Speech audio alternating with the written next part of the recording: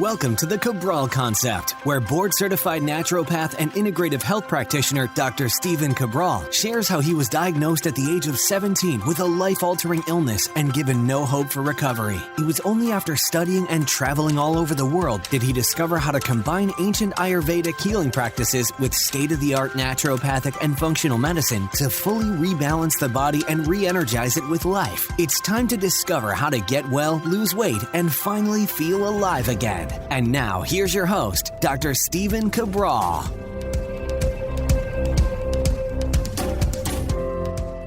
Hi, everyone, and welcome back to the Cabral Concept. It's great to have you here today with part 1 of 2 of our weekend Cabral House Calls, where we answer your questions each and every weekend. This is a great time to be able to connect, really see what's on our community's minds in terms of their wellness, weight loss, anti-aging based questions, and how I can share with you maybe some insights as to how you may move forward. So, again, I love doing these shows every single weekend for now, about 4 years or so, we've been answering these questions. So what I'm doing right now, just like I do every weekend, I don't ever see the questions ahead of time. What I do is I open up this document that my team creates for me, just called the Ask Cabral document. And that is updated each and every week. So all the questions are answered in essentially a first come, first serve basis. There, you can submit a question at stephencabral.com/Ask Cabral. And it takes typically somewhere between 4 and 8 weeks, usually about 6 weeks or so, to answer your question on the weekend house calls. Now, before you ask a question, the absolute best thing to do is search stephencabral.com/podcast. There's a search box there. Most likely your question or your keyword is there and it's already been answered. So if you ask me about, let's say, melasma, or you ask me about low testosterone, or you ask me about high estrogen levels, or you ask me about spore-based probiotics, or you ask me about bentonite clay, it's already been answered. So what I want you to do is you can save yourself the 6 weeks. I'm going to answer it in the same way. So if you go to stephencabral.com/podcast, I want you to get your answer today. I don't want you to have to wait the 6 weeks. But also, if you ever have any other questions, ask them at cabralsupportgroup.com. For the most part, Monday through Friday, that's our free Facebook group. You can get answers same day there. And that's our health coaching team. And so it's a really nice spot to be able to get questions answered there. But it's also from the community, almost about 10,000 people or so inside of that group. And there's no advertising there. Meaning like we've never marketed to try to get new members in. It's just organic. It's just people like us who are interested in their health, interested in improving their health, their family's health, the lives of others, maybe integrative health practitioners in there. So I just invite you to be a part of the group. That's it. It's completely free to join, costs nothing, and feel free to answer people's questions, ask questions, and support others along the way. That's really what it's all about. And then, of course, if your question hasn't been answered, definitely submit it because I am happy to be able to answer these questions. And I do love doing it. I really do. So without further ado, let's dive into the first question. This coming in from July 6th of 2020. So Denise is asking, I just finished reading The Rain Barrel Effect. I couldn't put it down so good. I'm 51 years old and have been on a wellness journey for over 15 years now. So I do follow a lot of the principles in the book. I've been struggling with gut dysbiosis for a long time. My most recent attempt to correct this was through Viome. I am not seeing the results I was hoping for. My main issues right now are hormonal and digestive. I recently had a colonoscopy and was very surprised to find out I have diverticulosis in my colon. I've been following a very strict, all organic, mostly plant-based with high fiber for over 15 years, so this puzzles me. I have looked into your test and detox protocols. My thought was to do a 21-day detox to start. I have some concerns with the shakes. I tend to not like the taste of protein shakes. Would you happen to have samples of your shakes that could be tried before committing to the 21-day detox protocol? I currently weigh 130 pounds. I feel really good at 125. I would like to do the 21-day detox for detox purposes, but I don't want to lose 15 pounds. Can this be done without losing that much weight? Thanks, Denise. Okay. So Denise, thanks for writing in.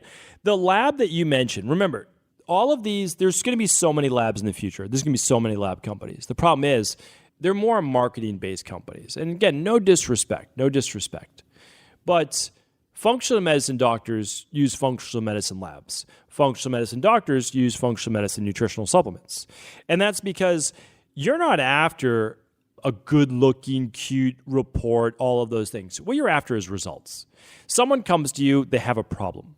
Your only job is to help, hopefully teach them how they got in the first place, then correct it, and then make sure it doesn't happen again. That's all of our jobs. Like, that is my job. That's the job of our IHPs. That's the job of naturopathic doctors. That's the job of not every functional medicine doctor, because, again, you have to know just the person's background, all that. But, again, we don't use those types of tests. The best test that you can run for gut-based function is the bacteria and parasite stool test and the Candida metabolic and vitamins-based test. You could also run a IgG food sensitivity test if you'd like. Now, again, those are over at equilibriumnutrition.com. Keep in mind, they are not our labs. What we do is we are the ones that sign off on them, okay? You do need a doctor to sign off on these. Now, the next part is that you get a wellness plan, a real wellness plan with your labs. Okay, but you also get a coaching call to explain what all of this means and why you're doing what you're doing. That's priceless. That none of these other labs do. They don't do that. So a lab is worth nothing without a plan. It's honestly not. And that's kind of our frustration now, because we were one of the first people to put all of this stuff and open source it online 4 years ago. And now there's a lot of other people doing it, but it doesn't come with a true plan. And it does not come with an explanation of your results. It's just like, oh, well, your range is normal. No, everything, there's no one lab number that matters that much. It's always in unison and how it ties synergistically in with others. So super important to just understand that. And so that's why, again, I recommend functional medicine lab testing. In terms of the daily nutritional support shake that comes with the detox and is also used for maintenance, is not a typical protein shake. It's 12 products in one. It's an activated multivitamin, it's electrolytes, it's a full B complex, like not just a little bit of B vitamins, it's a full activated B complex with methylated B vitamins in there. It is daily detox factors. There's just so much in it. I'm not going to, if it's the right fit, it's the right fit. We will have, and I haven't shared this yet because it's not coming for a couple months, but we will actually have some packets being created in the future for easy travel as well. Like, let's say you're just going away for 3 days, just take 3 packets. It's something I want to do for quite some time. I'm pretty excited about it. But look for that in the future, right? I just let the cat out of the bag right there. So, okay, the detox is not just for weight loss. It's just not for weight loss. Again, I've lost the weight that I wanted to lose years back, okay?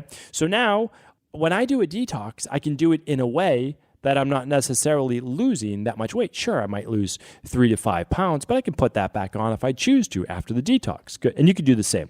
So, Denise, this is a question for our community. They're going to help you out in depth. Just go to cabralsupportgroup.com, say, what do I do if I don't want to lose weight during the detox? It's also written at equilibriumnutrition.com/FAQ. You can go to drcabraldetox.com/FAQ, and it just takes you through the whole step, because it would be a whole podcast of what if you don't want to lose weight during a detox. So that will give you all of the answers that you need. And yes, it's a great place to start.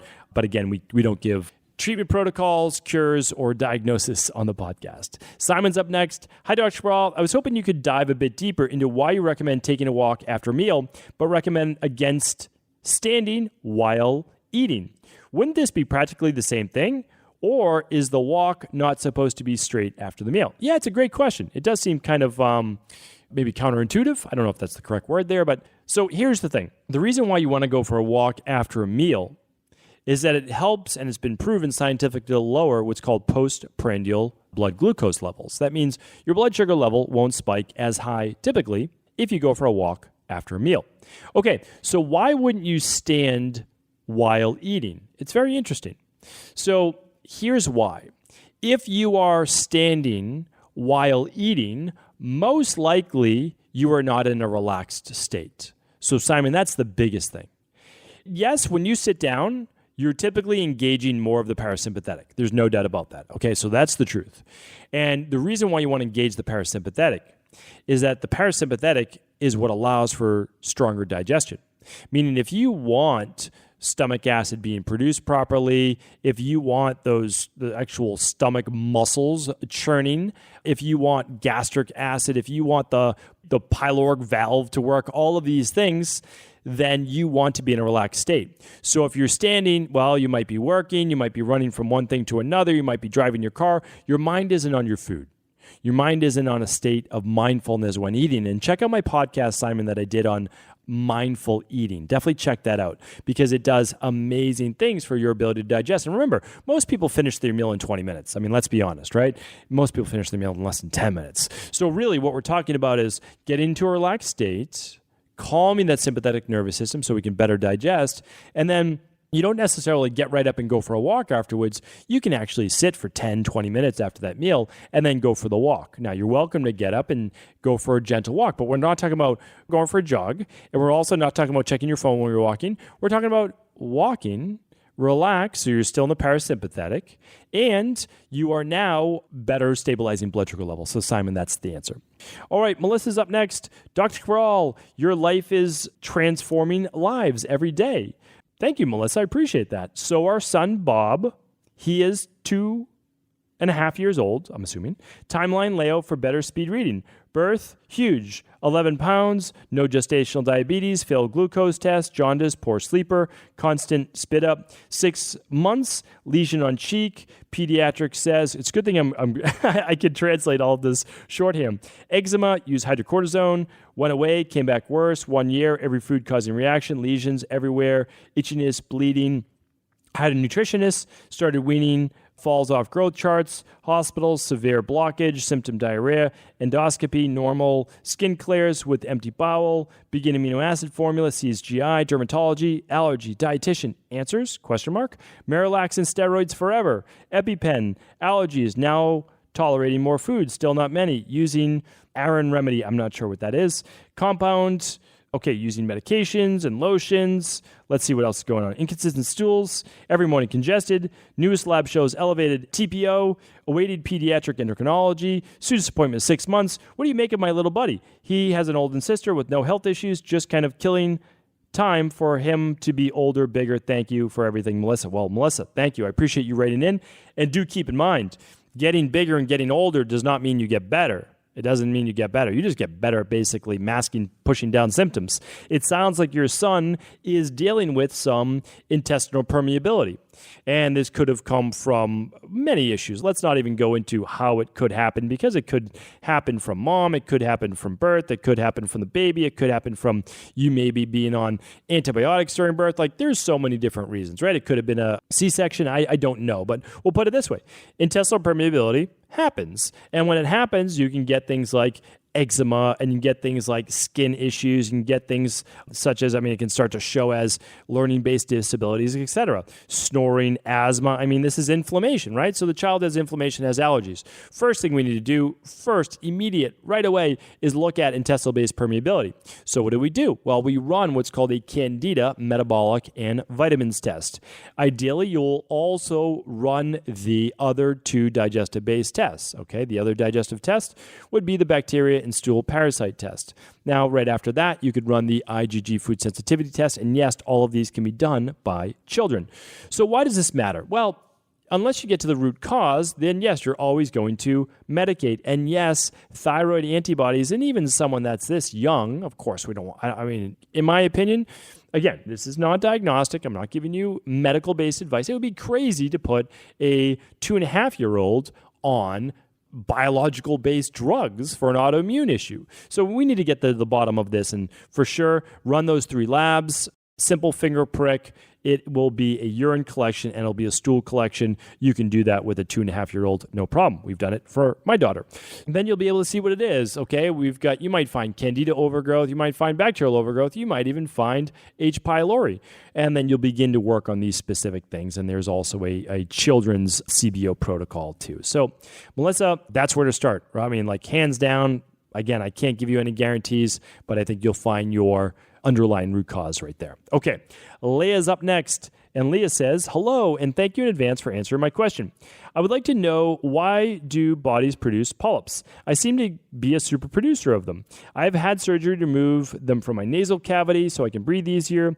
I've had 9 removed from my colon, precancerous, and I was recently told that I have 1 growing on my cervix. Also, what are your thoughts on surgical removal of polyps. I've been told that I need to do a yearly colonoscopy to remove any more that have grown. I'm 35 years old. Is there a way to shrink and get rid of polyps without surgically removing them? All right, Leah, thank you for writing in. So basically, you have to remember there's two types of polyps, okay? So it's basically considered neoplastic and non-neoplastic. And we're really talking about, are they cancerous or non-cancerous? And yours seem to be non-cancerous, which is great, right? So we believe so, at least from your question, I see that to be, right? Precancerous, well, it could be, or they're just simply benign, non-cancerous polyps. So here's the thing, though. You asked, why do some people get them? Well, there's certainly a genetic component to it. But remember, as I've always said before, there's absolutely genetics, but it's the environment, right? It's the environment that allows for the genetic expression. So I don't want to discount that, but we have to understand is that polyps or tumors or things like that can grow, and they typically grow in more of an anabolic-based state. So I've answered this question before of what to do for polyps and these types of things. I would love for you just to go to stevencabral.com/podcast and type in polyps because you'll get additional answers. I'm still going to give you one here today, but I've done more on this, and so I would love for you to check that out. I would love you to look at proteolytic enzymes that I've recommended before, okay? So these are high proteases that can go in and they can start to eat up these types of tissue that should not be there. Again, these are not treatment protocols, but I'm giving you other educational-based advice. But let's look at why. What's the reason why? Okay, so here we go. So typically, blood sugar dysregulation is a big one. So we want to make sure that you are at a healthy blood sugar, that there's not erratic spikes during the day. Intermittent fasting or lack of intermittent fasting is another big one. Again, I can't give you specific treatment protocols right now, but typically someone in your position might do a 12 to 16 hour intermittent fast. If you're new to the show, just keep in mind, you can begin your intermittent fast at 5 or 6 o'clock at night. So you really only have to fast till 5 or 6 in the morning or 8 in the morning. You get a nice 14-hour intermittent fast in there even before breakfast. So that's easy enough to do. You take your proteolytic enzymes on an empty stomach. There's a lot more to do. I'm just giving you the basics. And then you'll want to look at also what other, well, let's go one more first. Just make sure you're at a healthy weight. That's why, I've done podcasts. I've told people weight loss is not about vanity. It's about getting your body healthy. So if you're not at a healthy weight, that's almost going to come first, right? But it comes along with doing a healthy-based protocol. And then look for whatever your inflammatory triggers are. Food sensitivities, candida overgrowth, bacterial overgrowth, H. pylori, parasites, heavy metals, environmental toxins, higher levels of estrogen. So higher levels of omega-6. If I were you, if you're able to, if finances allow, I would run the big 5 labs. Like, no doubt in my mind, for you, I'd run the big 5 labs. And if you want, even add on that bacteria and parasite stool test. But the big 5 will give you a great insight.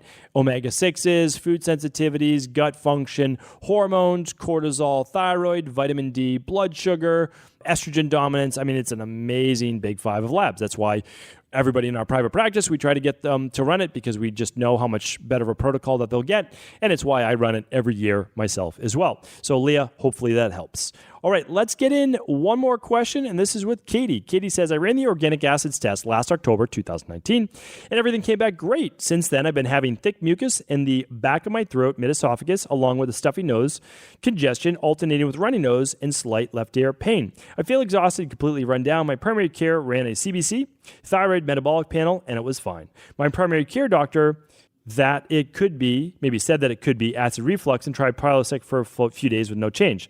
I feel like my throat is inflamed and I'm having difficulty swallowing some foods. Well, this is a tough one. There's a bunch of things that it could be. I agree that with your primary care, could be, silent reflux, could be histamine related, meaning like you could go on a lower histamine diet. Simply check out my previous podcast on histamines.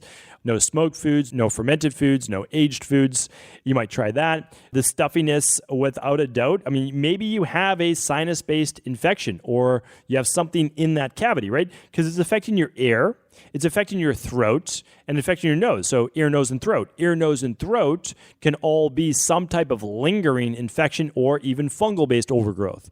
So typically, again, if this was me, I would at least do some of the nutribiotics. Throat spray, I would do a neti pot rinse with a saline solution, maybe drop in a little bit, like 2 drops of citricidal drops, washing out the nasal passages. I would do this for a week, and I would also probably do a detox. Like, that's the thing. I would do a 7-day detox, 21-day if you've never done it before, and see if symptoms start to go down. But again, if this is an infection, if this is something going on and you need, immunity protocol, all those things are great, but just make sure that you have checked just to make sure that this is not an active infection, which of course is medical, and you should see your medical doctor for that.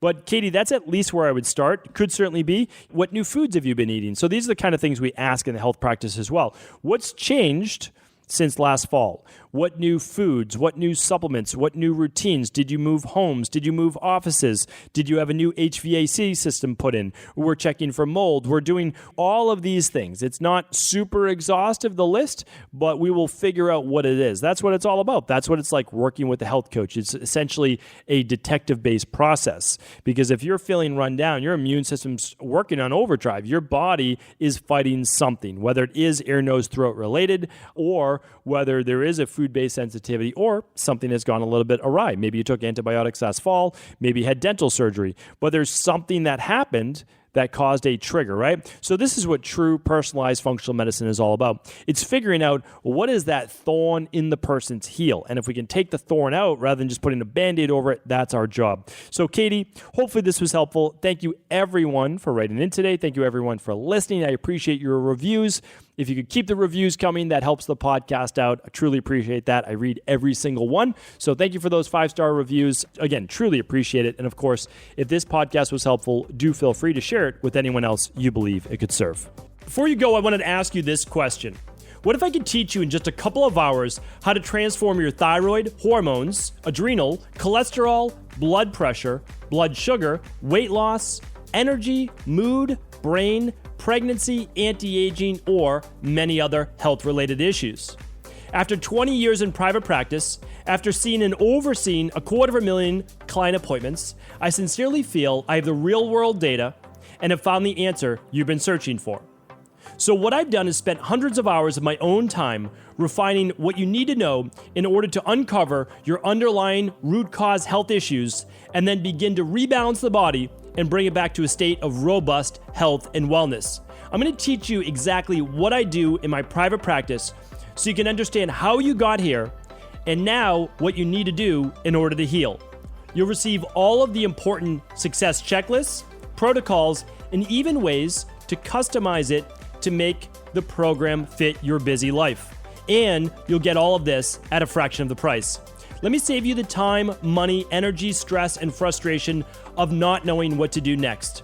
Instead of reading dozens of books on the topic and seeing multiple practitioners, I will condense everything that you need to know in just a few hours of video tutorials that you can watch and listen to anywhere. Together, we will make this healing process an enjoyable one that you can take with you for the rest of your life. I wish you all of the best of health and happiness, and I hope to be able to guide you on your healing journey through my Health Results Accelerators.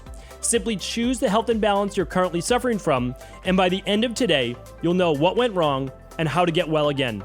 I guarantee it. For details, head over now to stephencabral.com/courses.